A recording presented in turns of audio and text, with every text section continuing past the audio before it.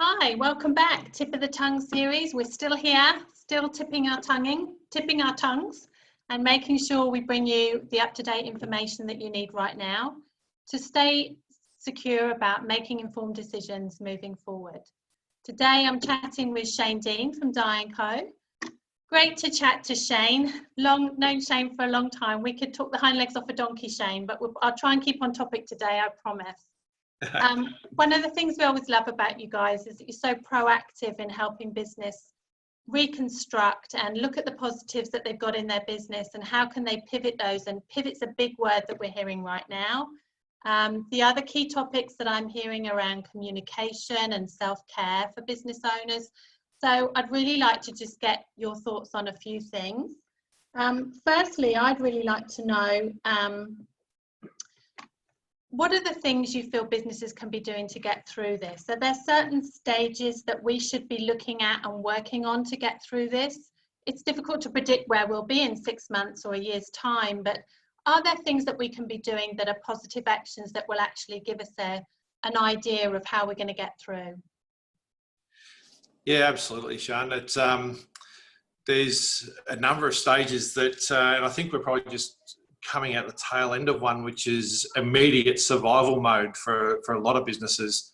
And for those that aren't in survival mode, they're sort of probably dealing with the shock and awe and just collating the information that's coming in as to, we've all got clients upstream and downstream, and those clients are going to be impacted in different ways. And it's not only the impact on our business, it's the impact on their business. And they either flow into your business or may otherwise affect your business. So I think more than ever, it's a massive opportunity to speak to your suppliers and also to your customers around the impacts that they're feeling, and working together and collaborating to make sure that all of the businesses work in a way that allows them all to survive with the best possible chance of coming out the other side of this. So, we've been in survival mode now for, I'll call it 6 weeks, is probably the government lockdown stuff, but probably 8 weeks when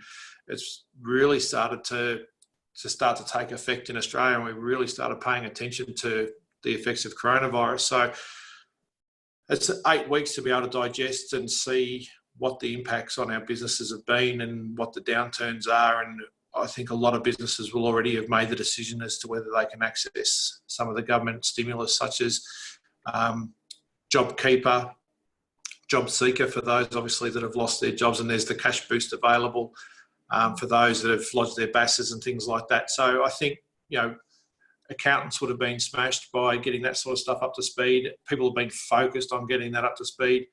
That should be pretty much behind us now. So businesses really should be looking at the next stage, which is, what's my current cash burn rate if the doors are closed? How much cash do I burn through? I would have, you already had your deals perhaps with landlords and things, and then what is my cash income rate in this current situation? So it's going to be different for every business. So effectively, you're going to do a budget based on what you know now, and then unlike previous years where you could probably budget for some growth, and I'm going to get 5% or 10% growth, and you just extrapolate it out, and then you try and hit those by putting in steps. This time we've got no idea what that's going to look like, because we don't know when we're going to open. We don't know what the consumers are going to come back like. Are they going to, like if you're running a restaurant, is your restaurant going to come back at full capacity, or are you going to be at these 1 person per 4 square metres or whatever the rule was? Are you going to have all your staff back? What is your COVID action? Just say there's an outbreak that affects your business. One of your staff members, what's your call to action to deal with that? So it just means that people are going to have to budget with, probably have half a dozen different budgets to see what they may look like in various scenarios to get them over the next month, 3 months, definitely to September when the stimulus runs out. And then what does your business look like when the stimulus runs out? we're gearing up for Christmas then, because stimulus runs out on the 27th of September at the moment. And then you're gearing up into a Christmas thing. What's that going to look like? So that's a very long way of answering, but yeah, budgeting key at the moment to look at going forward, and you just got to be brutally honest. And that's why you've got to have that. What do we look like at zero revenues, and what do we look like on impaired revenue? Just so you can get an idea of how long your current cash resources are going to survive. And you mentioned it at the outset, communication. Communication's absolute key. Communicate with your staff, communicate with your suppliers, communicate with your customers. Your suppliers, you need to know whether they're going to be able to supply, because you might start opening up, selling to your customers, but if you can't get supply because your suppliers are so impacted from this, all of a sudden your business is entirely impacted and you've made promises to new customers. So you have to open these lines of communication.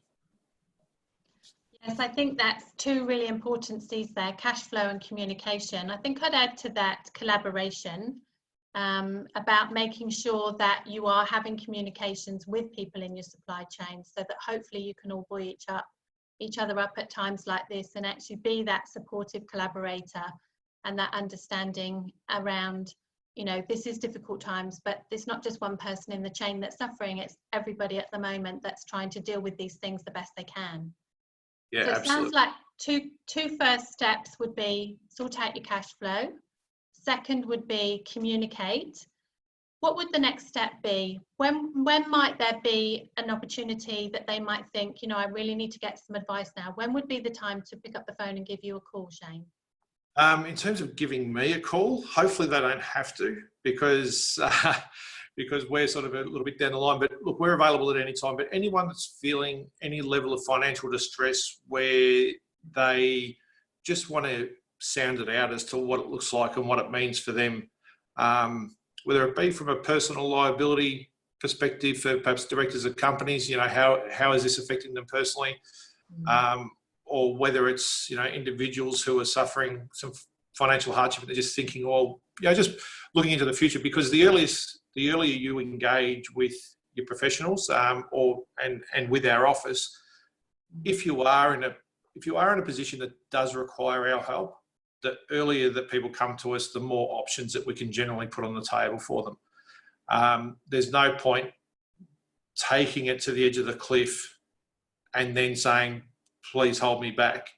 It quite often becomes an insurmountable problem, depending on the problems that exist.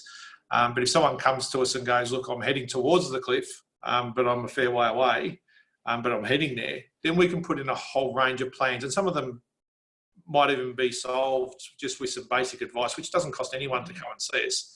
And have a chat in the first instance, or in these days, not come and see us, but maybe have a Zoom meeting or a Teams meeting or something, whatever your platform is. So that's the thing. But people should be 100% at the moment engaging with, not necessarily an insolvency practitioner like ourselves.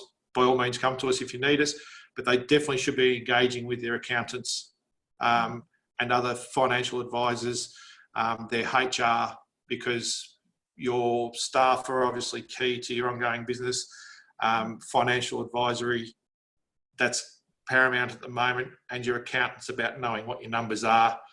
And, you know, those advisors, whether that's at one stop or a number of different stops, you should be engaging with all of them to understand your current position, what's available to you. And then, yeah, if you are suffering a little bit more than you think you can manage with, then by all means get in contact with us. Yeah, brilliant. Thank you, Shane. And you're a small business owner yourself. You guys at Dye & Co, you're normally sitting in your nice offices in Camberwell. What changes have you made internally within the business? Oh, well, we've adapted very quickly from, I think it was the week ended the 13th, because I remember it was Friday the 13th was coming up in March. And in that week, we told our staff that don't think about this work from home thing. We don't believe in it. It's not going to happen. By the 20th, we had installed all new, we had our IT guys come through and we were ready to work from home. By the next week, everyone was at home. And we've been working from home ever since. So we were me and my business partner, we were against work from home arrangements. We think we work better. I still think we work better within an office, but work from home is not as scary as I thought. So working from home is something that we'll probably look to do on a more permanent basis going forward. So that change has been real, and that's been real for obviously not just our business, but every business. The thing obviously for us is our team's is very, very important to us. And we found that the communication, when you're not seeing each other every day, the communication over we run Microsoft Teams, so a lot of it's just chat and typing and phone calls and stuff. So the communication is really tough at the moment. It's tough for me to sort of understand where we are with each of our jobs and things like that. So I've had to implement some new systems personally just so I can track everything that I'm currently doing. So now I sort of sit here with a sheet and I write everything down when I've got someone doing a task. So under each person's name is all the tasks that are currently outstanding, and as they come back, I'm crossing them off and adding new things all the time. Whereas when I'm in the office, I get to walk down the corridor, say hello, where are we at? And I'm always on top of things. So so just putting in some new things around communication to deal with that, and then making sure that we're engaged. So, we've created, a set morning team meetings at the start of the week where we talk about what we're doing for the week, how that compared to last week, making sure that we've done things. So that helps us track the jobs a bit. And then we're making sure we put in some fun. So, we've always had fun at our office, and we found that we're losing that a bit of fun. So so far we've had trivia night, we've got Friday night drinks coming up this week. We're probably going to run some other sort of function, whether it's bring your best joke or something like that to another night, just so we can see each other's face, stay connected, have a bit of fun, and work from there. That sounds great. Yes, we try and have fun. Have you found it's been as easy to implement targets and deadlines for your clients at the moment, or is that something that, there's been a bit of a knock-on effect to those? No, the targets and deadlines are okay. Like a lot of the new jobs that were coming in, those targets have been pushed out, but not from our means. Like obviously we were ready to do the job, but with the stimulus, those companies that were struggling a bit are now able to continue for a little bit more and hopefully restructure some of their business models and survive, and therefore no longer need us. So there's been a bit of that, but in terms of us, like we still have our own internal targets and controls, and none of those have changed. We're actually finding that given that we're working from home, there's a bit of a less commute, there's a little bit of a less downtime, and actually the phone's ringing a little bit less, so you get to clear out a little bit more work, which is good. Yes, I would agree with that. I think very much found it's a bit of a roller coaster. It sort of ebbs and flows, but yes, it's been an interesting time. One of the things that I've struggled with a little bit is because I live on my own. How have you found the self-isolating personally? Yeah, I like to be around people. And obviously I've got my family here, which is great. But I have the main part of what I've missed is going to the office, mingling with my team, going and meeting potential new clients, going and meeting accountants, the canning discussion groups that I go to and things like that. You catch up with those guys once a month, and usually a dinner and a drink, and so I miss that human interaction. So whilst we can do it over Zoom and we can do it over Teams and all this sort of stuff, it's not the same. So I do really miss that. Really do miss that human interaction, which once we get out of lockdown and we can start mixing with a few more people, it's going to be, I don't think I'll shut up. No, surely not. That's my problem. I agree. I found the Zoom space to be a really interesting space. There's some days where I find it really confronting. I find it very full on. I've been to a couple of events when there's sort of 20 faces looking at me, and I find that quite hard. It's very strange to be talking to you now and being able to see myself, not just you, because when I'm in a meeting room, I can only see everybody else. And the other thing I've found is that people aren't sure when it's their turn to speak. So people talk over each other a lot more, whereas normally in the meeting room, you always get a feel of who's going to contribute next, but those sort of feelings and nuances are not there at the moment. So it's really difficult with the flow of the conversation sometimes. Yeah, I 100% agree with that. Yeah, it's a very, very different environment. And I think some people obviously are really good at it in terms of they're well versed in it, or they're just very comfortable with it. Others are less so, and some to the point where in a meeting they'd probably have some really valuable insights and they'd talk up a lot, but on a Zoom chat they say nothing. Yes. Well, and also if somebody's camera isn't working, I find that really hard. I'm like, who is it? I know who you are and I know what you look like, but I want to see you. Yeah, exactly. Yeah, I really get that. So Shane, what are the key things that you think right now businesses should be considering? As you say, we're going through stages, we're actually coming through that survival mode, we're moving into more of that, okay, so what does the future look like? Who are the people that people should be, where business owners, who should they be reaching out to right now? Who should they be connecting with?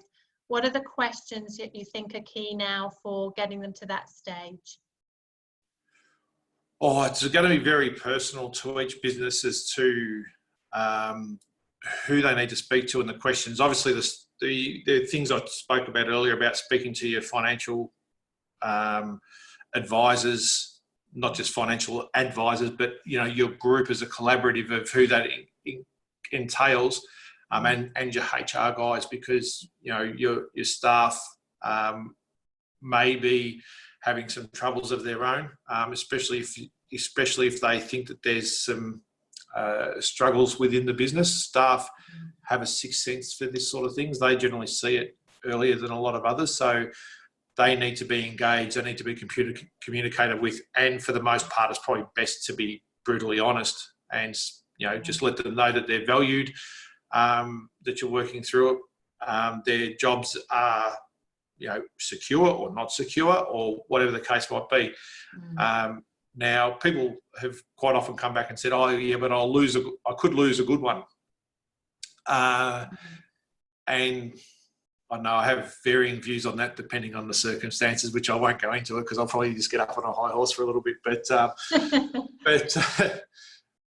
yeah, so because like the different, your restaurants, for instance, and your cafes and things like that, they're going to be facing starker realities than perhaps your, perhaps a retail outlet that's in a shopping centre versus a strip shop. And then you come up, you keep coming up these varying levels, and you go down the supply chain as to, well, what's the effect on those people within their supply chain? So they've got different questions to ask. But I think for the most part, for those guys at the moment, it's like, well, when can we get back to trading properly? Yeah. But it comes back to also what we're talking about earlier is, what if I can't trade at a full capacity? So what if there are limits on people that walk into my shop? Yeah. What if there is limits to people that come into my restaurant? What if, there's a number of other impediments around my employees? And just thinking through each of those scenarios. What's the worst case scenario? What's the best case scenario? And then working through some logical ones that sit in between. And I think, I was watching the news this morning, and there's a guy that he was pretty sure he had coronavirus, or thought he might have contracted coronavirus back in March, when he was at a pub in Eaglemont, which was associated with a cluster, and he's gone and given it to his family, and he's the one that's the teacher at the school. Wow. Now he appears to have done all of the right things, but in amongst all of that, you've got families, 3 generations of a family that's affected. You've got the school that's affected, you've got the pub that's affected, and anyone that's affected within, and then you've got everybody else that was at that pub, everyone else that was at that school. So businesses should be thinking, well, what if I am the next abattoir that has a cluster? Or what if someone that came to my work tested positive? What's my response mechanism? Because I think you've got that duty of care, and you would know it better than I. You've got that duty of care to your employees to make sure they've got a safe workplace. So what do those things look like, and what's the impact on your business? Yeah. No, I think it's really, I think the message is very clear. It's you know, I once got told that if you you have a plan A and you have a plan B, it's because you don't believe plan A is going to work. I actually think I've never actually agreed with that. I've always felt that actually if you're not looking at your options, then how do you know which is the right one? Yes, you can trust your gut to a large extent, but you actually need to understand and explore all your options and think, is this the best way to go, or is it this, or can I be creative? Can I be innovative? How can I repackage what I have that allows me to stay in business? It is an opportunity to do all that thinking process, but also communicate the stages of what's going on to the people around you, your staff, your team, your key stakeholders, the people in your supply chain. So I agree with you. It's about your cash flow strategies, it's about your communication strategies, and it's about your collaboration strategies. I think that's a clear message to businesses right now, is just think about those 3 C's. And if you can build strategies for those 3 C's, then you've got a greater chance of getting through. And understand that majority of businesses do have a multi-income stream. They don't have just one.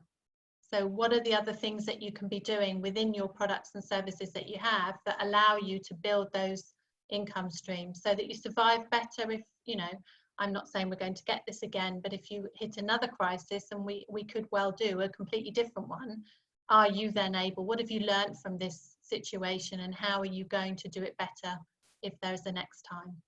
So, yeah. Shane, thank you so much for your time. Great to chat to you as always. Yeah, I'm sure we could spend another couple of hours chatting, but I just wanted to ask, if somebody's got concerns right now, what's the best way to contact you? I appreciate you're working remotely, so rocking up in Camberwell probably isn't the thing to do, although it's a lovely place and it's got nice coffee shops. What would be the best way for them to get in touch with you right now, please? The best way would be via email, which is Shane, SHANE, at Dyeco, which is dyeco.com.au. All those, that's also, that link is on the website. My LinkedIn is also on our website. So the website's also a good spot where all of my contact details are. So that's just your www.dyeco, which is dyeco.com.au. And that has all my details. I hang out on LinkedIn, or to come via you, Sean. Yes, we'll always be pleased to refer. we love you guys at Dyeco. Vice versa. I think the last time I saw you was the showcase event. I can't believe it was so long ago. I know, and at that stage, that was the 12th of March, and we were just talking about coronavirus and what it might look like and things like that. And the next week, it had gone the next level. It changed so quick. Absolutely. Yeah, that was a great night. I remember it. It was good fun. It was good fun. It was like the last hurrah. I know it was. We have to have another one soon. That's it. Well, keep having the fun as well, because I think that's very much an integral part of what business needs to be right now, to make people feel connected and, you know, still, as you say, valued and appreciated. I just had a present in the post today. So from a business that was really very lovely to be thought of during this time. So yeah, it does make a difference. Really makes people, makes your day. Especially now, like, we feel so disconnected. So to feel connected and to feel valued, and to, you know, the mental health side of things at the moment, it's got to be, you know, one of the biggest impacts that's happening, and that's not going to let up anytime soon as the financial burdens start to hit. So the more we can make each other feel a little bit valued and a bit wanted, the better we'll all be. Yes, I would totally agree with you on that. Very much so. Just make people feel that you care, and Yeah. encourage them to take care of themselves in whatever way works for them. Absolutely. Yeah, I think that's really important. Shane, Yeah. thank you so much. Insightful as ever, and great information sharing. Really appreciate your time. No, thanks. And yeah, hopefully speak to you again soon. Most And definitely. actually what I hope is that we grab a coffee soon. That would be lovely. Thank you, Shane. Thank you, Sean.